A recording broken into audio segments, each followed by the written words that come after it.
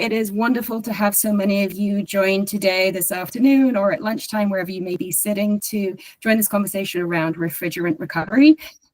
My name is Zoe Dawson. I'm the interim CEO of REEF, and just a couple of quick housekeeping notes that I'm going to share with you before we dig into the details and as people start to trickle in. This webinar is being recorded and it will be shared on REEF's website after the event. And because we have so many people joining us across the United States, like all audience members are going to be muted throughout this webinar proceedings, but we are encouraging you all to submit questions using the Q&A feature. So if you're not familiar with the Google platform, please go down to the bottom right corner of your Google screen and you'll see this little Q&A button there that you can click on. And when you submit a question, please make sure that you indicate if that question is going to be for one of our specific presenters that we have today, or if it's meant for general response. We do have the ability through our Q&A format as well to upvote questions as well. So if somebody's already asked a question that you want to have answered as well, please upvote it so that we can make sure that that gets brought to the top of our attention and, you know, ultimately addressed by one of our presenters. The goal today is to try and leave at least 10 minutes towards the end of our conversation hour to try and get through as many questions as we possibly can. So we really do appreciate the type of robust engagement that you will give us. So please jot down those questions again for those joining right now. Make sure you make a note to the presenters if it's specific to that, or to anybody generally in the topic. So for those that just joined, because it now looks like we've got roughly around 10 more, again, a quick reminder, I'm Zoe Dawson. I'm honored to serve as the interim CEO at REEF, that's the Refrigerant Emissions Elimination Forum, and I'm going to be hosting today's webinar. My goal is to actually try and talk as little as possible, because we have an outstanding panel of experts from across the refrigerant industry that are joining us today to talk about the critical importance of recovery and how each of them is actually working through their organizations to strengthen recovery practices, from whether it's like addressing data gaps or improving reporting, enforcement, and most importantly, I think, you know, for everybody listening here, this is about generating value, creating a value stream amongst all the different service providers, end users, and others. The purpose really for everybody that's joining here today is to connect you with these champions and to give you as much information, insights that you didn't already have around recovery, of what these key players are looking to do and what they're looking specifically to do to help advance not just recovery, but destruction and reclamation. And hopefully, because the name of REEF's game is really education and inspiration, we're hoping that this conversation is going to inspire you all to take action and to ask some questions. So quick note though, why should we all care about refrigerants? Why does REEF care about refrigerants? If you are new to the topic of refrigerants and this is your first call that you've ever engaged in, quick note on who REEF is. We are a non-profit collaboration. We are organized and dedicated to addressing the lack of solutions to eliminate refrigerant emissions relative to HVAC, heating, ventilation, and cooling equipment through education, advocacy, and market transformation. We work with a whole host of different partners, but specifically we work with corporation and real estate firms that are looking to actually address refrigerant emissions, because it falls underneath their scope 1 emissions, through better lifecycle refrigerant management. That's LRM. It's an acronym that gets thrown out a lot by us. And equally to push for addressing emissions by creating market demand for more innovative, climate-friendly heating and cooling solutions. And the reason that we do this is because refrigerants are currently invisible, and we need to make them visible to the climate conversation, because they are one of the most powerful and overlooked drivers of climate change. And they are everywhere. They keep your ice cream cool. They keep your building nice and comfortable to work within. And they are also in a lot of our heat pumps, which are being deployed, very necessarily so. The challenge is that they are super pollutants, and HFCs and legacy refrigerants that you might hear, the CFCs, the HCFCs, the things that created the ozone hole, they have a global warming potential that is many thousands of times greater than CO2. And while most refrigerants are harmless when they're in pieces of equipment, they leak, and equally when they, at the end of a pieces of equipment retirement, they leak even more, because unfortunately most refrigerant emissions actually occur at the end of life in equipment. And if left under-recovered, obviously they're going to contribute massively to global warming. I think one interesting comparison for folks on the line is roughly 1 pound of leaked refrigerant of our current HFCs is the same as you driving your car a couple of thousand miles. So that just gives you a sense of how, you know, devastating these refrigerant emissions can be. Right now, in terms of why this is such an important conversation to be having, EPA reports that only between 2 and 5% of refrigerants are actually known to be recovered at the end of equipment life across the United States, which means we need to do more. And we need to do more not only because this is one of the most cost-effective, immediate, and overlooked climate solutions today, but we need to do more because we actually need to enable refrigerants to be reclaimed, reused, and safely, because if we don't recover, we cannot meet the growing demand for reclaimed HFCs from heat pumps and other cooling systems which have been phased down underneath the AIM Act. Like, existing installed equipment needs recovered refrigerant to be turned into reclaimed refrigerants that are no longer being produced, period. We also need to do significant amounts of recovery because we need it to actually hit our decarbonization goals. We need to do it because we need to comply with regulations, and we need to recover because without recovery, we functionally cannot manage our refrigerants in a life cycle manner. The chain simply breaks down. So on that note, I am glad to say that we have a couple of people here to talk about how they can save us, or how they can help save recovery. And first up, and probably appropriately named, is Adam. He's the co-founder and president from FM Hero, which is a refrigerant tracking and management solution provider that I am very happy to say, because I've had a sneak peek behind this, is certainly going to be making great strides to make everyone's job a little bit easier. And he's going to be sharing some insights on exactly what he does. Adam, over to you. Thanks, Zoe, Jamie, and the whole REEF team. Thank you all for joining us today, too. It's a pleasure to be here, and we're excited to partner up with REEF in the goal of today's call, which is figuring out how to increase recovery rates and get more refrigerant back in the supply chain. So if you all would imagine with me for just a minute, imagine if every ounce of refrigerant and every molecule of harmful gas had a digital fingerprint. One that let us trace where it came from, who handled it, where it ended up. What if the tools to eliminate emissions weren't buried in paperwork or legacy systems, but were accessible and intuitive as the phones in our pockets? Well, that's the vision that we've got over at FM Hero. My name is Adam Dykstra, as Zoe said. I'm one of the co-founders of FM Hero, and we're really trying to build the connective tissue between people, data, and the environment. In an effort to eliminate refrigerant emissions, we believe that FM Hero is not just a participant, but a multiplier, a scalable digital platform that empowers techs to protect companies, give regulators the confidence that the tools and data are available so that they can actually act boldly. So today I'm going to walk you through how quality refrigerant management platforms like FM Hero can transform the refrigerant recovery process from a fragmented and manual process into a digitally streamlined, compliant, and frankly, a monetizable operation. And why that's so critical if we want to see systemic change. So as Zoe pointed out and so clearly qualified, the real problem we're facing is that HFCs and other high GWP refrigerants are some of the most potent climate pollutants. And yet in our industry, often recovery is ignored and refrigerants are simply just vented. And even when recovery is performed, the documentation stream is manual, it's unverified, it's inconsistent. In fact, recently I shared a story on LinkedIn. I was going with some of my friends to their school to pick up their kid, and there's parents and there's children everywhere. And one of the major contractors in the area had 3 split systems sitting outside while people are walking within feet of these units, and they're venting them openly. They throttled it back maybe so it wouldn't be quite so loud. I'm not certain why they were throttling it back, but because they did that, it took even longer to vent. roughly about as long as it would have taken to recover. So, and I have a history of recovery, so I could speak confidently that they definitely were taking their sweet time, but it was open venting.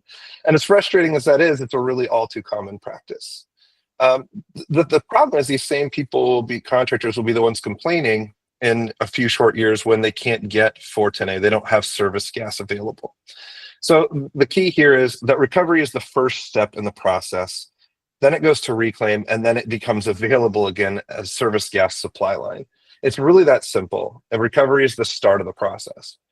So, I mean, from a contractor's perspective, lost refrigerant is really lost money. It's lost revenue stream, and ultimately it's also a regulatory risk.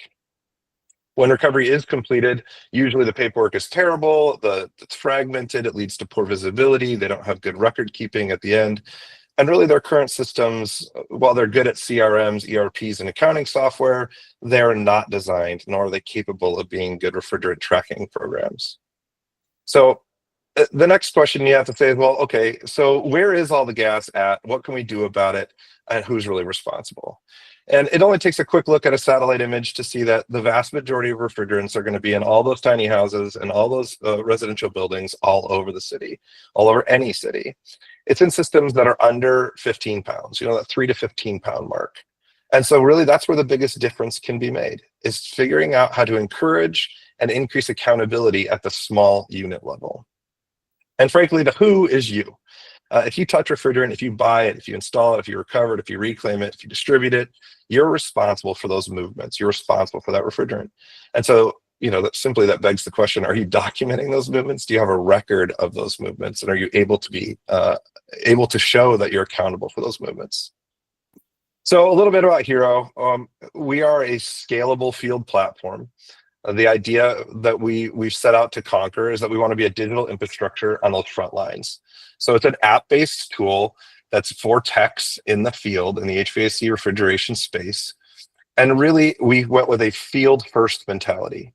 We saw over years of experience in the marketplace, I've been in the marketplace since the mid-90s, that the real issue with data is in the field, capturing good data in the field. And so we said, look, if we're going to ask technicians to get good information, we need to make it simple, we need to make it quick, we need to make it intuitive, and we need to make it follow their workflow. And so that was the founding position for the FM Hero platform. The system that we've built is scalable from that individual technician who can use the tool for free through mom and pop shops, all the way up to enterprise level multinational organizations. One of the approaches that we've taken that's a little different than other software applications that are out there is we look at this and we say, we need to make sure that the information that should be, I'll call it public, is available to other technicians. So when I put refrigerant into a cylinder or when I take it out of a unit, that information should be available in an anonymized way to the next person who interacts with that gas or that system. And so we've taken that approach to really ensure that there's a shared visibility and that there's a single source of truth, so that the one person who did the work now is passed through the chain from technician to contractor to equipment owner, again to the reclaimer, and then ultimately, if the case arises, to an auditor or to a regulator when demanded to do so. So again, we're looking to find tools, create tools that enable policy grade documentation automatically, instead of manual logs, paper logs, and incorrect documentation. So in our case, it's a digitally time-stamped, GPS tagged, immutable log. And really, again, this is all about reducing the risk of fines or even the accusation of improper handling and giving that clean chain of custody and records throughout.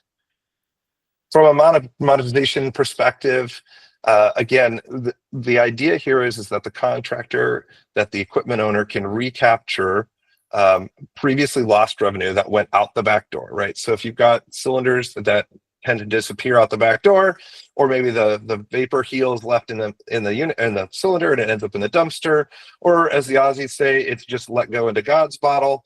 That's obviously a real problem. And so we're designing a system where those problems go away. One of the biggest complaints we hear in the field is that I bought 1,000 pounds or I bought 100 pounds and I only could sell 90 of it. Where did the other 10 pounds go? Or where did the other 100 pounds go? And frankly, that's sad. It's sad because they should know the answer, and it's sad because the gas is gone. And so really good tracking mechanisms, good systems, and good tools can solve that problem. And not only is that a liability risk, but really that's lost revenue, especially when you're talking about like a 454B nowadays, it's 65 some odd dollars a pound. You don't want to lose 20% of your stock out the back door or into the atmosphere. From a facility owner's perspective, having proven cost reductions in refrigerant usage because of tighter leak rates, better service practices, and then ultimately that having that real-time service tracking where you're able to know what was done on your system in real time, as opposed to waiting for an invoice 5, 10, 15, 20 days later, and your clock has already started on your leak loss reporting on your exceedance, and now you have only 10 days to get through the entire repair process and re-verification process. So that's a big deal. And of course, cleaner ESG and GHG reporting is a paramount for a facility owner. When it comes to regulators, really understanding and knowing that there's high integrity, audit-ready data that can inform policy at a high level where you can see more information and have access to that kind of information. And again, we're not sharing out private information, but we're looking to help drive policy with informed data sets. So as we're learning more about the aggregate data in the system, we can help in that regard as well. So again, real-time insights without adding a reporting burden onto small businesses is a really big deal. We have a digital, our footprint rather, our footprint is an international coverage. We are in the US and Canada at this point, and we're really seeking and poised for a global coverage. We've decided to partner with REEF. We believe in the mission of REEF. We also, Hudson's on the call, we have a strategic partnership with Hudson to try to bring our users their value in getting their used gas value back. And so I think those kinds of things really help encourage the recovery rates in the industry. So I'll finish with a quick call to action. Look, I mean, for the industry, we really need to do better. We need to adopt new tools that reduce refrigerant loss and liability now before even more stringent mandates arrive and come about. To the policy leaders, we need to support solutions that meet contractors where they are, digitally and financially. And then to all of us, really, collaboration is key. And it only happens where data flows. So we need to work together on that. FM Hero can be one of the ways that is a connective layer. And I'll just end with, we don't just want to help people recover refrigerant. We want to help them recover control, recover profits, and recover trust in the system. That's what FM Hero is all about. Thank you. Adam, thank you. And I'm just going to make a quick apology for the lack of syncing. I was doing my best, but as we all work remotely, sometimes our computers lag. So apologies for those trying to figure out why the screen was boxing back and forward. I will completely own that. But that I think is just an amazing example of just like some of the really important and necessary like data collection that really helps us understand what is going on the ground in terms of like active recovery and what types of refrigerant have been recovered and where they are, and just having that accountability, of all of the fingerprints, I think is just like such, a valuable insight that can be leveraged by multiple different players. And I think, next up, I'm going to be introducing Ray, and then after Ray, Kirk from Hudson, just to talk about like how that, obviously becomes like a very important and, valuable insight for them as well. So next I'm going to just, introduce Ray very quickly. Ray, as it says on the slide here, he is the partnership manager with Tradewaters. For those of you who aren't familiar with Tradewaters, they're a certified B Corporation that's actually dedicated to removing greenhouse gases, potent greenhouse gases and ozone depleting substances, including refrigerants, so CFCs, HCFCs, from circulation and permanently destroying them. So they're a destruction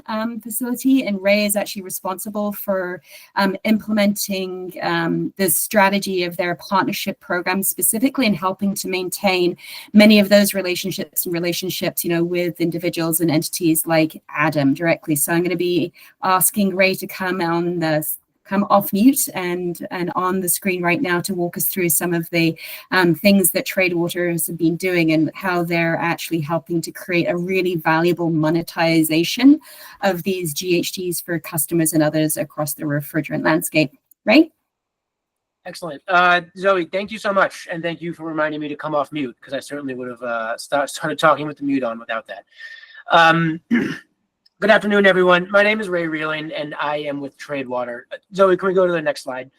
I think it's very appropriate that we are speaking at this webinar because effective refrigerant recovery is a real cornerstone of our work as carbon offset project developers. And we really think that the carbon markets offer a place for the value of recovered refrigerant to be realized and an incentive for effective and professional recovery. So I'm going to talk a little bit about Tradewater, the carbon markets in general, and how refrigerant recovery fits into that. Zoe, can I have the next slide, please? So Tradewater is a carbon offset project developer. Our main focus is on the destruction of ozone-depleting substances. We do some work with capping orphaned oil and gas wells from methane leaks, but I'm going to stick with ODS destruction today. So to do this work, we collect mostly refrigerant gases and mostly CFCs and HCFCs. We generally do this through purchasing the material when it's at the end of life. We collect it all at our warehouse in Chicago, where it's aggregated, weighed, and sampled so we know what we're working with. We then destroy it at a hazardous material destruction facility. We have the work verified with a third-party auditor. And for all of this, we are awarded carbon offset credits. We sell those carbon offset credits either in the voluntary carbon market to companies and individuals who are looking to meet a net zero goal, or in the compliance carbon markets, like in California and in Washington State. Slide, please, Zoe. So that's just a brief overview of Tradewater and what we do, and we consider ourselves a real leader in the carbon offset space. We've had 99 projects credited with ACR, American Carbon Registry, and 2 with Vera. And just real quick, I'm going to say the word project a lot. What I mean by project is a destruction event, basically. So every time we ship a big bunch of gas to be destroyed, that's what we call that, a project, and that's what gets verified and issued for crediting. Of these 101 projects, we've developed them on 4 different continents. So we have a global reach.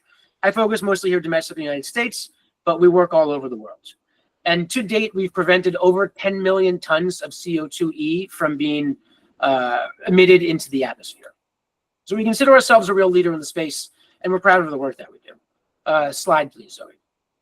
The reason that we are focused on refrigerant gases and ODS in particular is because it's an enormous problem. Zoe showed some similar stats at the beginning of this, but like she mentioned, refrigerant gases have tremendous global warming potential. R22 has a GWP of 1,800, so it's 1,800 times more potent than carbon dioxide. R12 has a global warming potential of 10,900. So leaking 1 pound of R22 has the same global warming effect as driving 2,000 miles in your standard car. Zoe, I'm glad you used the same stat. We are on message here. And 1 pound of R12 is even more of that. So that's why we take refrigerant gases so seriously, and we're such advocates for destruction, because leaking even 1 pound has a big impact. And so it's very important that we control these materials. Each gas itself is very potent, and the scale of the problem is tremendous. In 2020, MIT put out a report that there's 9 billion with a B metric tons of CO2e that stand to be released just from existing ODS alone. So that's just CFCs and HCFCs. We're not even talking about HFCs. And that's just for context, 9 billion metric tons of CO2e is the equivalent to burning 1 trillion gallons of gasoline in terms of global warming effects. So there's a lot of these gases out there, even though their production of them has been eliminated and phased down since the Montreal Protocol. There's still a lot floating around that stands to be released into the atmosphere if they're not captured. So the projects that we look at, and by project I mean kind of destruction events, are mostly made up of these CFCs and HCFCs. We buy R11, R12, 113, 114, 500, 502, R22. About 50% of what we purchase is R12, which people are sometimes surprised of because it's been phased out of production for so long, but we buy to R12 every day. About 20% is R11, and the remaining 30% is a mix of those other gases that we've talked about. Slides, please, Zoe. So that's why we focus on ODS. And the reason that we advocate for destruction so strongly is because it's a very critical solution in the refrigerant problem. Like we mentioned, the production of CFCs and HCFCs are banned. HFCs are being phased out, but there's no requirements on the end of life for these materials other than a prohibition on intentional venting, which, as Adam walked us through, many people don't even go through that.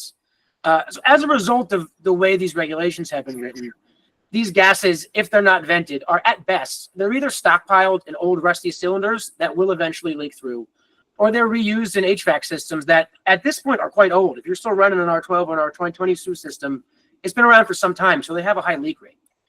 Everything has a 100% leak rate over time. So those 9 billion metric tons of CO2e that I talked about are going to leak unless we break the cycle with disruption and capture them at the end of life and destroy them safely and compliantly and make sure they're never released into the atmosphere. So that's a little bit about trade water, our work, and how we approach this problem. Slide, please, Zoe. That's kind of the supply side of where refrigerant, how we do the work. On the demand side, like I said, we sell these carbon offsets in the voluntary or compliance markets as revenue for trade water to fund our work. What we find are that these ODS credits are highly rated, fetch a good price, and are highly desirable. On the screen is a quote from Calyx Global, which is a rating agency. Think S&P or Moody's for financial assets, but Calyx rates carbon offset credits. Of the projects that they rate A+, almost all of them are ODS substances projects. The other project types are things like forestry projects, avoiding deforestation projects, landfill methane capture, those sorts of things. ODS projects are consistently rated the highest in terms of integrity and effectiveness. We find they're highly desirable to be purchased in the market, and we get a good price for them as well. So not only is there a lot of supply of ODS to be destroyed in the carbon markets, there's a strong demands on the purchasing side for the credits that result from their destruction. Slide, please, Zoe. And where this comes into recovery is that recovery is a cornerstone of what we work, of our work. A lot of what we do is built on effective recovery. On the most basic level, and this is obvious, but I think it bears saying, if the material is not recovered, we can't destroy it. If it's vented, that's into the atmosphere. And unlike carbon dioxide, ODS cannot be recaptured, or there's no technology on the horizon to recapture it from the atmosphere. So it's gone, and it's not eligible for destruction. A couple other things that are why professional recovery is very important to our work. One, purity levels are important. The methodologies we operate under, kind of the rules of the game for developing ODS projects, require that material be at a certain purity when it's destroyed at the destruction facility. So if we send a cylinder that's 50% R12 and 50% junk, it won't be eligible for the carbon markets. They'll say, this doesn't look right, it doesn't work. And this is also important for the economics of the projects. If we send a cylinder that's 50% R12, 50% junk, we still have to pay for the junk to be destroyed and the junk to be transported, but we're not awarded any revenue, any credits for that. So it's very important for us that refrigerant is not only recovered, but it's recovered professionally in a way that it's maintained its purity level to at least a certain extent. The last thing, chain of custody, like Adam mentions, is a challenge for many HVAC techs. Very important for us. For material to be eligible in the carbon markets, we have to trace the chain of custody all the way back to where it came out of a chiller. So that's things like we need the model and the serial number. We need the 608 cert from the technician who did the work. We need a clean BOL to show that it was shipped within DOT regulations. So having professionals do the recovery work is a cornerstone of a successful ODS destruction project, and is very important to us. Next slide, please, Zoe. And then I'll kind of end with tying it all together and a call to action. Not only is recovery very important to destruction project developers like us, we think we can be very important to recovery techs as well. Like I mentioned at the top, we buy most of this material. So we are happy to buy your CFCs and your HCFCs from you. We're happy to buy from a tech or an HVAC company or a reclaimer. So we are a revenue stream for these companies, and we're a place where recovered refrigerant can realize value. I think the carbon markets have a real important role to play in that. And we only see that growing. As CFCs and HCFCs become less important to existing equipment, because more of those older systems are decommissioned, the carbon markets can be a much more attractive place to put those gases, because there's less end users who are going to be buying them on the resale market. So we only see ODS becoming more attractive to the carbon markets as a place where you can get the most value for it. Secondly, in the future, we see HCFCs becoming eligible in these markets as well. So that's a whole new type of gas that will be available for destruction projects. And finally, as we reach our 2030, as we come into 2030, many large public companies have net zero goals that are coming due, and they're going to need quality offsets to meet those. So we see a bright future for the demand side of the credits also. So to kind of wrap it all up, Professional recovery is very important to a successful ODS project, and the carbon markets and ODS projects are a place where recovered gas can realize value and incentivize good recovery. And we're happy to work with anybody who wants to do that. So Zoe, I think I hit my 10-minute mark.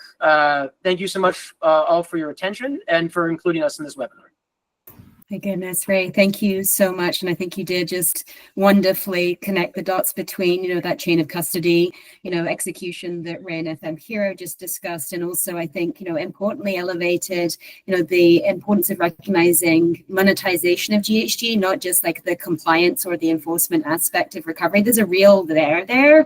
And, drawing attention, as you just did, Ray, to the fact that, the ozone depleting substances, that you specifically focus your market, efforts on, and your engagement efforts on, like there's a tremendous amount that we still need to do here collectively. So just thank you for bringing everybody's attention that ozone depleting substances is still in circulation. They have an immense impact and beneficial potential monetary value to you if you have the ability to capture it and obviously pass it off to a destruction facility like Tradewaters. So next up, and Ray, thank you for sharing that. We will be sharing everybody's contact information afterwards, and I'm seeing the questions trickling in. Next up, and to round everything out, is Kurt Reimer from Hudson Technologies. He's Vice President of Sales. And for, again, those of you who aren't familiar with Hudson Technologies, they're one of a national major refrigerant reclaimer that actively operates in the market to reclaim and provide back to service providers refrigerants that have been successfully recovered and brought back to the necessary purity levels to be reused as a reclaimed substance like in your HVAC equipment. So the name of the game here is ensuring that we can continue to maintain, our assets, our HVAC assets that are installed across all of our buildings and our homes. And Kurt, I'm going to let you speak through, obviously, to some of the things that Hudson is specifically doing to help address the supply-demand issues in the reclaim market directly. Great. Well, Zoe, thanks for having me. It's an honor to be here. I think our sustainability missions are directly aligned. As we talk a little bit about what Hudson Technologies does. If you can go to the next slide, we've been in the market since about 1990. We think we were one of the first people ever to pay for recovered refrigerants back in 1990. We've been doing it for a long time. We have a lot of proprietary technology and equipment for both reclamation and recovery of refrigerants. From a size perspective, as Zoe mentioned it, we are one of the largest refrigerant reclaimers in the country. We're also a large reseller of refrigerants. So, the product that we do reclaim, we make available for sale back on the aftermarket. From a quality perspective, really important when you get into the chemicals industries and the reclamation side of the business.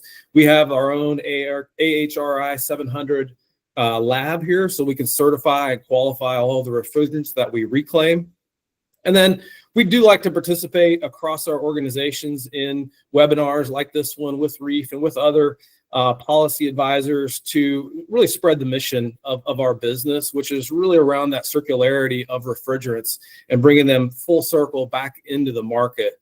So as I mentioned, we do refrigerant sales. We do buyback, so we pay money for recovered gas to anyone who is out there. Will recover the gas. Reclamation is really the center and cornerstone of the Hudson business. We also have a service business that will actually go out and do recoveries, primarily on large chiller systems, and then we also do service on those large chillers, really on the refrigerant loop, and that's really cleaning the refrigerant side of a chiller loop to make it more efficient, to make it operate more efficiently. Instead of taking the gas out, throwing it away, and putting new gas in, we actually clean the gas that's in the unit and put it right back into the unit. So that's one of the values that we offer. You can go to the next slide. All right, Zoe did a great job at explaining what lifecycle refrigerant management is. So I don't need to go into a ton here, but really it's all about that comprehensive approach, focused on minimizing refrigerant emissions throughout their entire life cycle, from production to disposal, by implementing refrigerant life cycle management practices, such as minimizing leaks, proper recovery, reclamation, recycling, reporting, and disposal and destruction. Businesses really can reduce the greenhouse gas emissions and mitigate their overall environmental impact. And that's something that's core to everything that we do. It's really important for everything we do, and it's important for everyone that's really talking here today, all the presenters. So if you go to the next slide, Zoe. This is a report that was published last year by Rocky Mountain Institute. Some people will call it RMI, that really highlights what the power of Reclaim 410A does by reducing the amount of greenhouse gas as compared to using newly manufactured virgin refrigerant. So basically choosing to use reclaimed refrigerant for equipment for first fill or for servicing needs are deriving the benefit of a lower carbon footprint solution and taking steps to reduce the impact of refrigerant emissions on the overall environment. And you can reduce that by up to 70% in this report.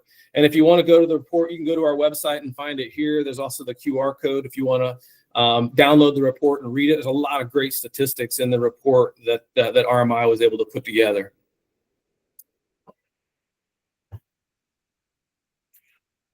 You can go to the next slide. There's a lot of terms on the reclamation side of the business, and there's three of them. So if you go back one slide, I don't think you jump too far. There's recovery, reclamation, and recycling. One in between, or maybe you went the other way. I'll hit this one. It's fine. We're good. Sorry, sticky fingers. That's okay. A lot of people talk about reclaimed refrigerant or recovered refrigerant, thinking it's all the same thing. But just so when we're talking about what these terms are, I think it's important for everyone to understand recovered refrigerant and what everyone's talking about. That's taking the refrigerant out of an existing unit and capturing it. So anything that we're asking contractors to do is to go out and recover refrigerants. There's also a lot of people out there that will recycle refrigerant. Couple industries, automotive and really the grocery store industry, will recycle refrigerant. So take it out of one system and put it into another. You don't really see that in the HVAC space as much. And that's where reclamation comes in. So where Hudson Technology lives is we'll take that recovered refrigerant and we'll actually reclaim it, bring it back to that AHRI 700 standard and make it available for sale again. Okay, now you go to the next slide. So I'll talk a little bit about our reclamation process. We try to make this as easy and simple as possible for whether it's a wholesaler who's out there who's collecting refrigerants or a contractor who's recovering refrigerants. We try to make it very simple for them to get value for their refrigerant. So we don't charge any fees. If you recover refrigerant and you send it back to us, we'll never charge you a fee for mixed gas or bad gas or gas with oil or particulate in it. There should be no cost to you to send it back to us. We'll basically pay the freight to ship it back to us, and then we'll send you back fresh recovery cylinders for the next time you recover gas in your marketplace. You're going to get back a fresh, clean, and hydrostatically tested cylinder each time you do this from our factory. And we can usually turn this around within about 10 days from the time we receive the refrigerant to the time that you get your payment for your refrigerant. So we try to keep it really, really simple, and it really is about getting that value back to you for recovering refrigerant. Go to the next slide. All right, a couple of things really about what are the keys to growing recovered refrigerant out there? How are we going to get more people to do it? Zoe mentioned it earlier. We're in the single digits for the amount of refrigerant that's available to be recovered that's actually being recovered, which is really sad. The U.S. is one of the worst countries in the world in this practice. We just have to do better. So I think webinars like this, associations like REEF, to bring that awareness to the contractor and training them on what are that best practice and the tools. And I'll talk a little bit about that in a minute. But I think the biggest thing is really turning what's always been a cost center for the contractor into a profit center, and really effective reclamation or recovery for the contractor. It should be a profit center. It shouldn't cost them anything extra to recover their refrigerant, and they should be able to make money from it. So it's really about changing that mindset down to the contractor and the technician that's out there in the field. Okay, go to my next and final slide. I'll talk just real briefly about some of the tools. And there's been a lot of change in the tools and equipment that are out in the industry right now. With all tools, you do actually get what you pay for. So buying good tools does matter. You want it to work well, but you really need to match the type of tool to the type of recovery that you're going to be doing. So because there's all different sizes, shapes, durability, availability options for what you want. So if you want to recover a liquid, a vapor, or a combination of both, you have to match that recovery machine really to the product that you're going to do. There's different size motors that also determine the ability and how fast you can actually recover the refrigerant. And some of the newer ones are out there. They're not crazy expensive. They used to be very expensive, but now they're getting to be much more economical. And there's a lot of competitors in this space, which are bringing those price points down and making it easier for contractors to get into the recovery business. And that's really it. If anyone wants more information on recovery equipment, please reach out to Hudson Technology. We'd love to train you on it. But I'd say go to any of your wholesalers out there today. They're all stocking recovery equipment. There is new stuff out there. And as the refrigerants change, the equipment changes and gets better for the specific refrigerant that's in the market today. And that's it for me. Sorry, I'm just make sure I unmute myself as well. So thank you so much, Kurt.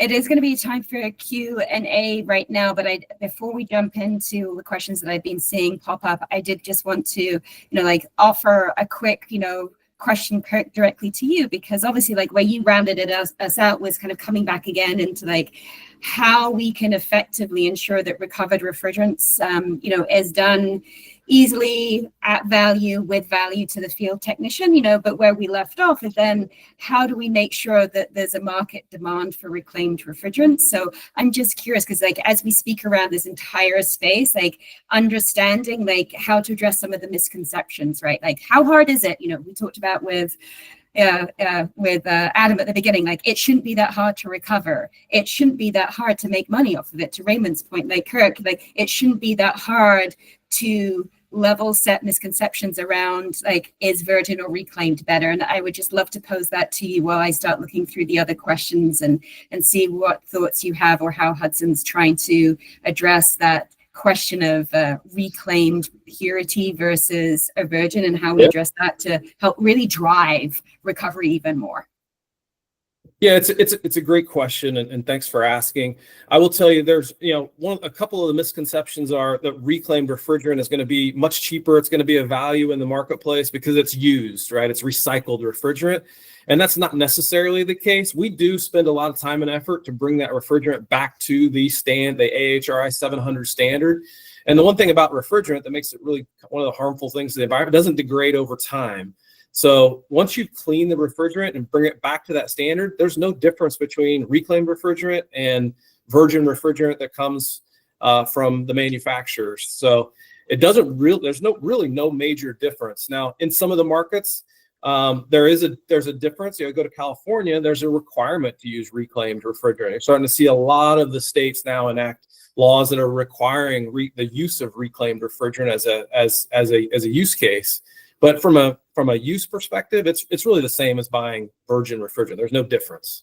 Yeah, thanks for sharing that. So for everybody else, I'm starting to look at some of these questions that have been upvoted. And just a reminder for everybody, if you want to know how to ask a question, go to the bottom right-hand corner of your screen and click on the Q&A button, and you can upvote questions that are already in there. But I'm going to start with one that was actually posed and has been upvoted a couple of times, Adam, to you, which talks about actually kind of tying together some of these compliance questions, right, at the state level is, will FM Hero share data with regulators and enforcement agencies, and or are users' service records totally private and protected?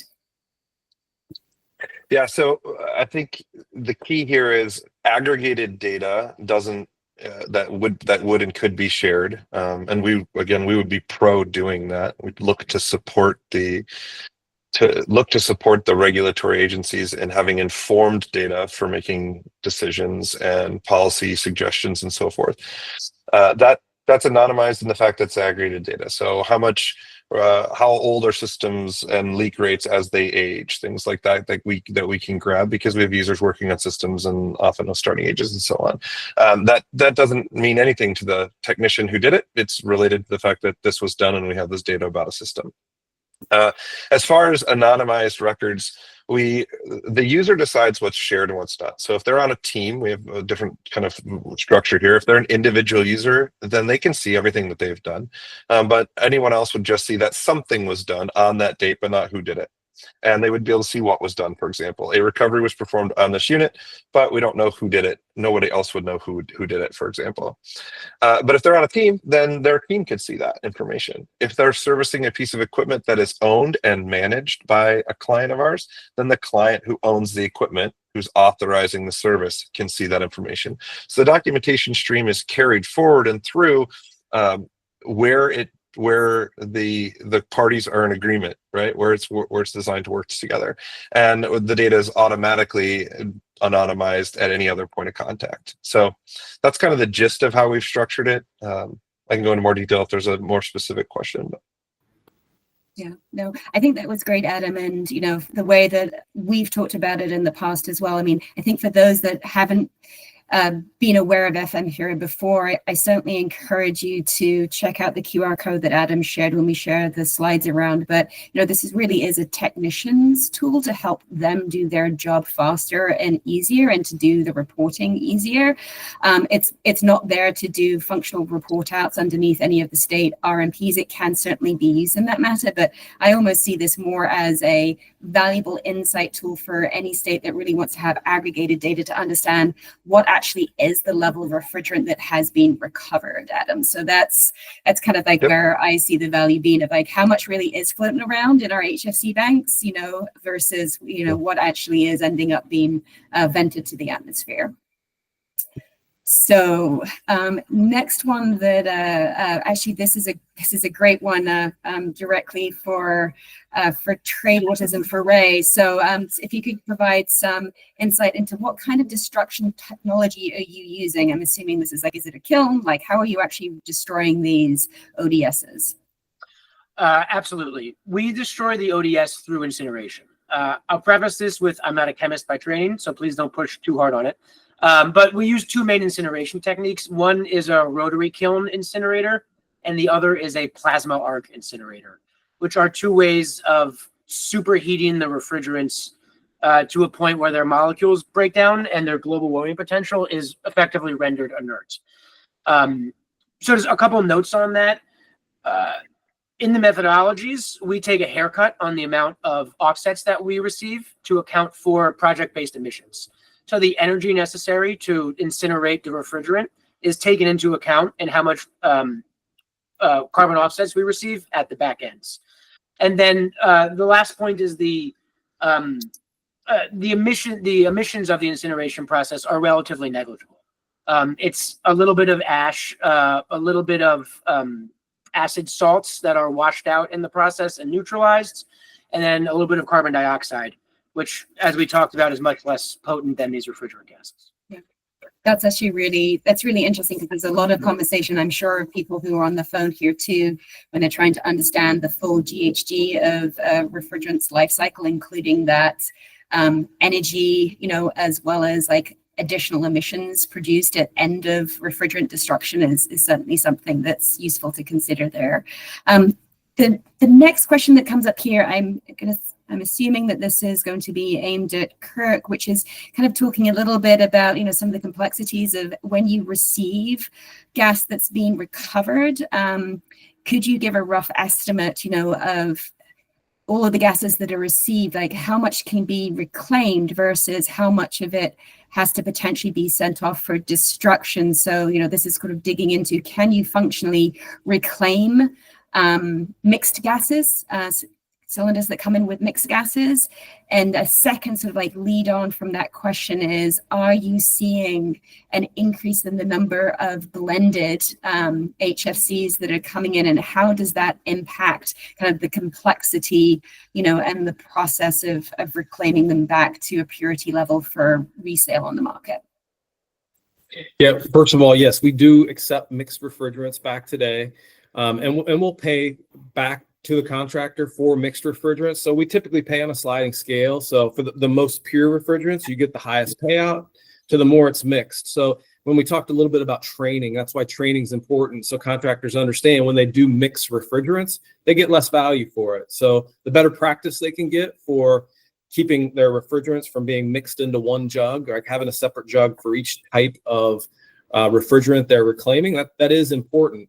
However, we can still separate that refrigerant. So the more product it gets mixed with, the more difficult it is. And the more difficult it is to reclaim that refrigerant. But that, like I said, that's one of the technologies that we are very good at, is separating refrigerants. So we can bring them back down to their initial refrigerant stages and separate them out. It requires more work, the more different types of refrigerant that are in it, which is why we pay a little bit less. For those that do get mixed with things that we can't separate, we do run destruction programs as well. We don't actually do the destruction. We work with someone like a Trade Water, for example, that would actually go and do the destruction for us. We do carbon offset programs as well. If end users have the documentation, but more often than not, we get back cylinders that don't have documentation, or on the way that we get back a lot of R12 and R11 today is in product cylinders that someone had in their garage and they just they don't need it anymore because there's no use for it. So in those instances, you can't really do a carbon project with those.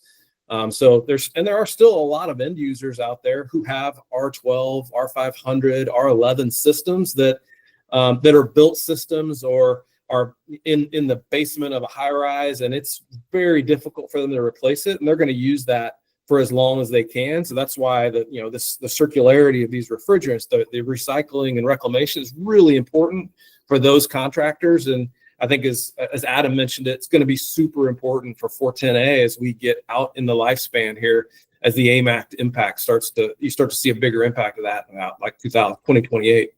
Yeah, for sure. And I think, this next question that's been upvoted a number of times here kind of actually speaks to some of the things that we've been talking collectively about, with the three of you and also underneath REEF, which is like, how do we functionally help scale, recovery? How do we help scale LRM, lifecycle refrigerant management? And so this question is kind of like really trying to pose for all of us, and for you specifically, what are some of the initiatives and or programs that you would see helping to boost recovery effort? And this question, specifically called out EPRs, so there's extended producer responsibility, bills, but I would equally put into that, some of the recovery or use of reclamation requirements that we're seeing coming up in states such as California, New York. So just curious of, where you see policy instruments and or other initiatives playing an important role in addressing the amount that is recovered to try and get from that 2 to 5% here to what we're seeing in other countries like Japan, where it's like 40. So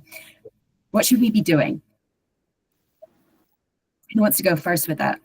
I don't know, Kurt, since you were on. Yeah, sure. I'll jump in here. I think a lot of the EPRs and the stuff that we're seeing within some of the states is having an impact. In California, there's a lot of talk and a lot of discussion around the impact of reclaim. I had 4 questions yesterday just on what's going to happen to 410A in the state of California. Are we going to have enough 410A to service this market if it goes? And I would expect it's going to go beyond California, right? You're seeing Washington talk about it. New York rolled out their program last year. And, for all the challenges it did bring a lot of focus to the importance of reclamation and really the requirements of having reclaimed refrigerant in the marketplace. So I do think the more of these that roll out, the more conversations we're going to have about that. And we want to make sure that we highlight those as we go forward here. Yeah. And Adam, maybe I'll ask you to jump in because we were talking specifically about EPRs the other day too. So what are your reflections on EPRs or other instruments that could help elevate awareness? I certainly think the EPR concept is would be an effective tool, and I think we're getting to the point as an industry. I'll say from a hero perspective, a little pat on the back or self encouragement, but having tools like that, or where you can track all the way from birth to death, right, the entire chain of custody, is a big deal for that and making that practical. But frankly, I mean, as an industry, we have responsibility too. It's not all on the regulators writing new rules. It's things like what REEF is doing and partnering up with the organizations like this, partnering up with groups like ESCO and training technicians in best practices.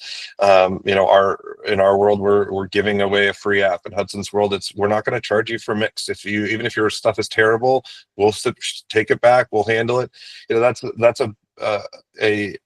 That's not just a financially motivated business decision, right? For them, that's a means by benefiting the marketplace. Obviously, they want good refrigerant. They don't want the mix back. I mean, if they had to choose, they take it all back perfectly pure, and that's true of any of the reclaimers. But I think it's not just on the regulators. I think the rest of us need to continue to step up our games doing webinars like this. So I do think the regulators have a significant role in the process, but I also want to encourage the people who are on this call to get engaged in organizations like REEF and get engaged with other educational bodies and getting those technicians as they're first coming into the field to have better practices, so they're not venting the unit on the side, and so that they're actually sending back recovered refrigerant into the reclamation process, or they're capturing that 12 and sending it over to REA and trade water so that they can destroy it and not have it hit the atmosphere at 10,000 times GWP, right?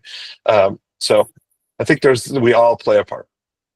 Yeah, I think that's very well said. It is a multi-layered, multifaceted, problem that we all need to be engaging with. And Ray, I'm going to let you have the last say here, because I think this pairs nicely just talking about what type of typical actors do we actually need to engage here? And I'm curious, if you want to just answer that question and tag on if you have any examples of how you have or how you would like to be working more closely with public sector organizations, underneath their procurement requirements, and or with their teams to make sure that we're actually getting rid of and destroying those ODSs. With how we can work with public sector bodies, I think is a great question.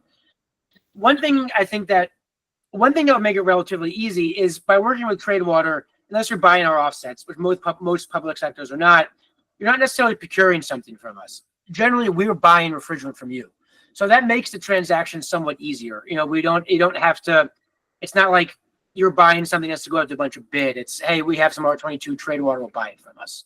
So hopefully that sets up the transaction to be a little bit easier from a bureaucratic standpoint. I think a lot of public sector bodies are important because they control an enormous physical footprint, right? The city of Austin, the city of New York, the state of Virginia have a lot of buildings with a lot of refrigerant. And in many cases, public sector buildings are older buildings, which might still be running an R11 chiller, might still have R22 rooftop units.